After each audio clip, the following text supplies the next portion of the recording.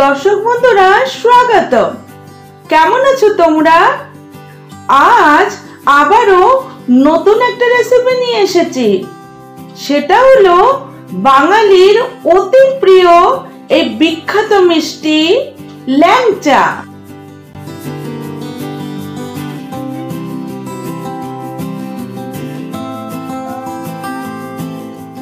প্রথমে আমি ল্যাংচাটা তৈরি করে নেব।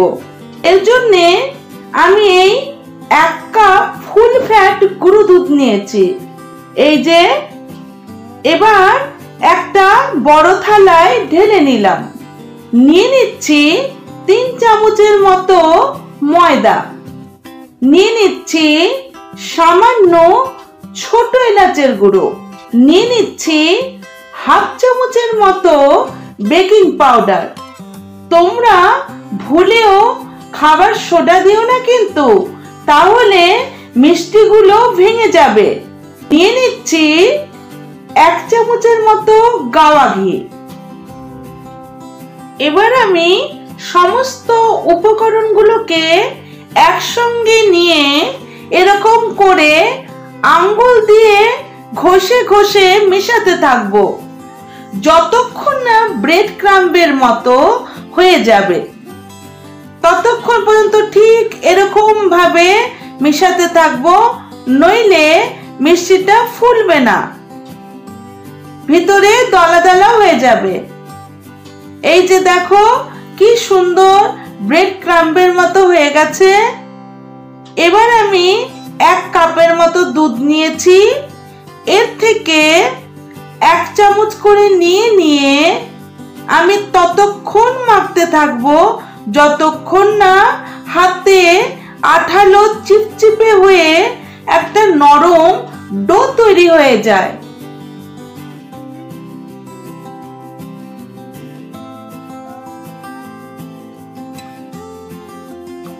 এই যে দেখো কি সুন্দর সফট ডো তৈরি হয়ে গেছে।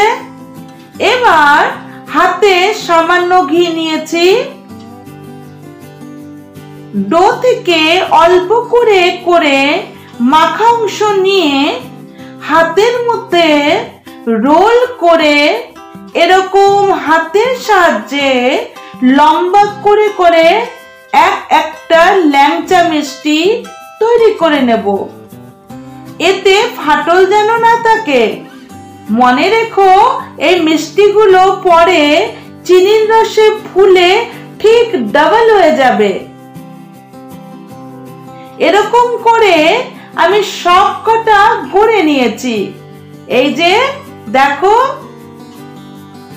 এদিকে আমি চিনির শিরা বা রসটা তৈরি করে নেব। তাই একটা বড় কড়াই নিয়েছি। এতে 1 কাপ চিনি দিয়ে দিলাম। এতে দিয়ে দিচ্ছি এই 2 কাপের মতো জল। রসটা হতে থাকুক। এতে 4টে ছোট এলাচকে ফাটিয়ে দিয়ে দিলাম। এবার ফুটতে থাকুক। এদিকে আমি একটা কড়াই বসিয়েছি। এতে কিছুটা ঘি দিয়ে দিলাম, যাতে ল্যাংচাগুলো ভেজে নিতে পারি। মনে রেখো ঘিটা যেন বেশি গরম না হয়ে যায়, তাহলে মিষ্টিগুলো পুড়ে যাবে, ঠিকভাবে ভেতরে ভাজা হবে না। এবার আমি এক এক করে মিষ্টিগুলো ছেড়ে দিলাম।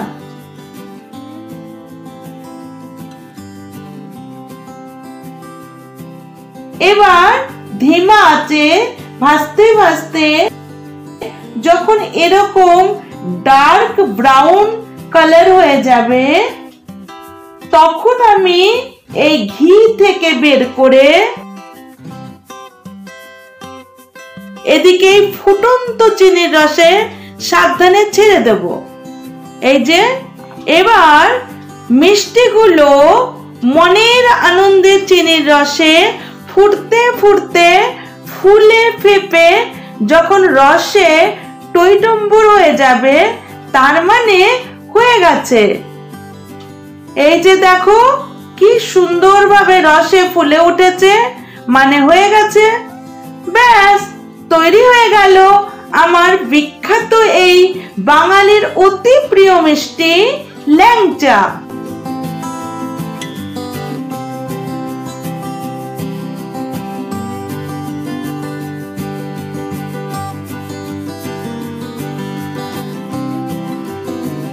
কি লোভনীয় লাগছে তো?